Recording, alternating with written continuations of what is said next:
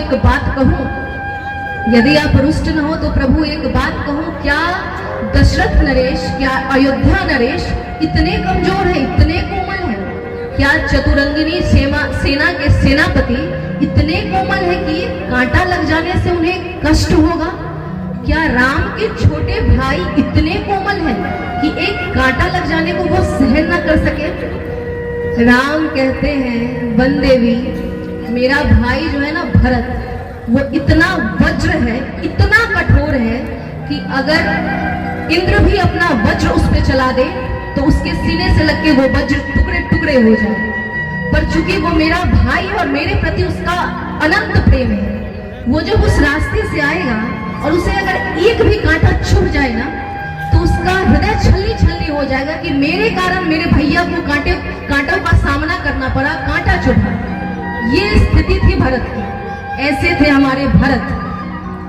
अब राजा राम जो हैं वो युद्ध पे जा रहे हैं, युद्ध हो रहा है और मेघनाद के बाण से जब लक्ष्मण को मूर्छा आ जाती है, खुद शेषनाग के अवतार है पर चूंकि मूर्छा आ गई है, राम विलाप कर रहे हैं। राम कह रहे हैं कि इस भाई के सहारे मैं यहाँ तक आया, मैं अयोध्या इसके बिना कैसे जाऊंगा?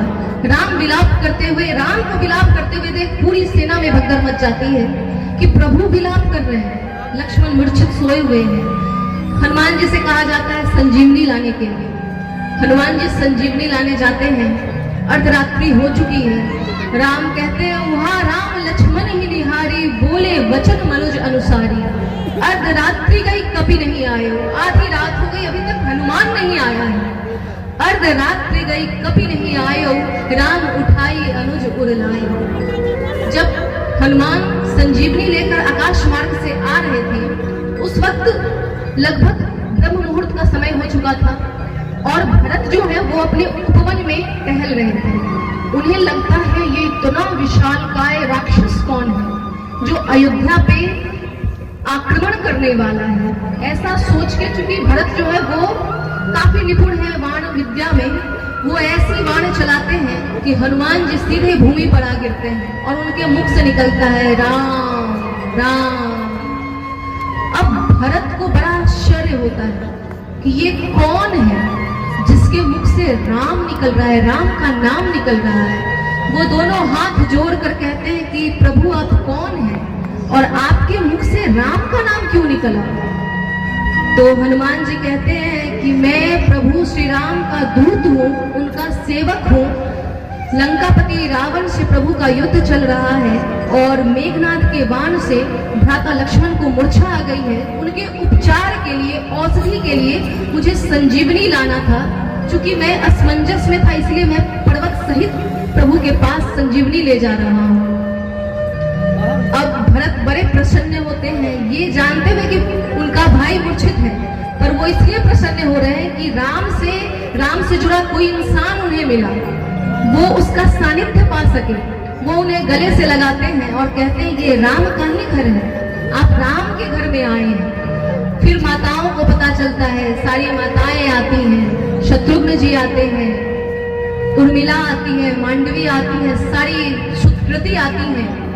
सब राम के बारे में तरह तरह की बातें पूछ रहे हैं, लक्ष्मण के बारे में पूछ रहे हैं, युद्ध के बारे में पूछ रहे हैं। हनुमान जी के पास माता कौशल्या आती है। जब देखती है कि इधर उधर कोई नहीं है तो माता कौशल्या आती है। ये राम परिवार है, इसको समझिए। माता कौशल्या पहले आती है और कहती है कि पुत्र मेरा एक काम करोगे? हनुमान जी हाथ जोड़ के कहते हैं जी माता बस आप आदेश करें। तो कौशल्या कहती हैं कि मेरे राम से कहना कि अगर लक्ष्मण सहित वो ना आ सके तो 14 वर्ष नहीं, वो अपने जीवन में कभी अयोध्या ना आए। ऐसा कहकर वो चली जाती है। उनके जाने के पश्चात सुमित्रा मां आती है। अब देखिए कैसा परिवार है, जहां हम सब अगर छोटे से भाई में अगर बंटवारे की बात हो, उनके बच्चों से हमारा मनमुटाव हो जाता है कि वो तो उसका बेटा है।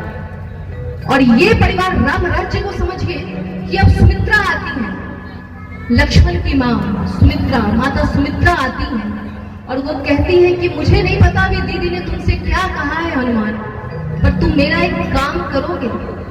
हनुमान जी कहते आशा आज्ञा करे माँ। तो माता सुमित्रा कहती हैं कि राम से कहना कि अगर लक्ष्मण ना आ सके, अगर लक्ष्मण की मृत्यु भी हो जाए तो घबराने के लिए नहीं, अगर युद्ध में जरूरत है तो भी मेरा एक और पुत्र है, मैं उसे भेज दूंगी। ऐसा सुमित्रा कहती है। अब हनुमान जी देखते हैं कि लक्ष्मण की जो पत्नी है उर्मिला, वो चहक रही है, खुश है।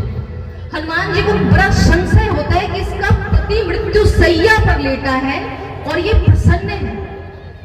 जब हनुमान जी देखते हैं आसपास कोई नहीं है तो उनसे कहते हैं माँ मुझे आपसे एक प्रश्न करना है। उर्मिला कहती है हाँ भैया पूछिए।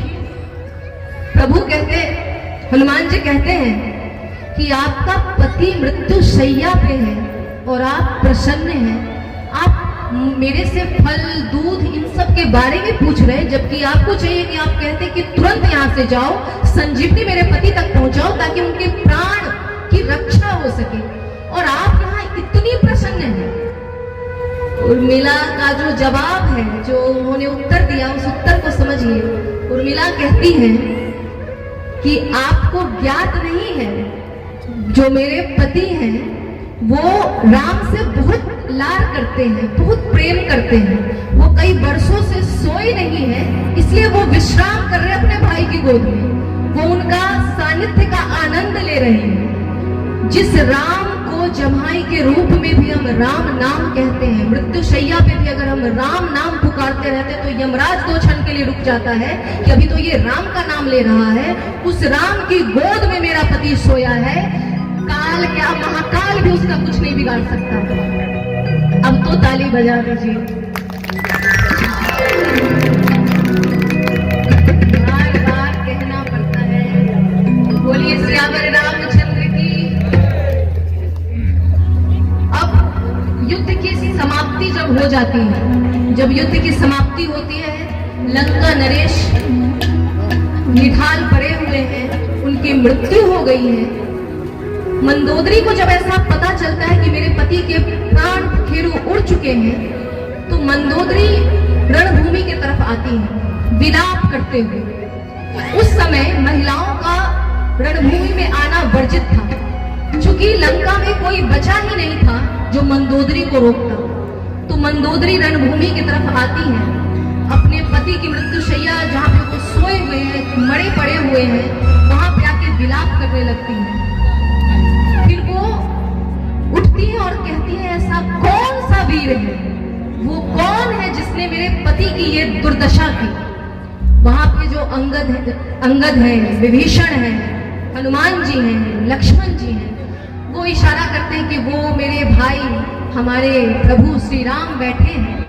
वीडियो को लाइक करें, शेयर करें, सब्सक्राइब करें और तमाम तरह की खबरों से जुड़ने के लिए बेल आइकन को जरूर दबाएं। धन्यवाद।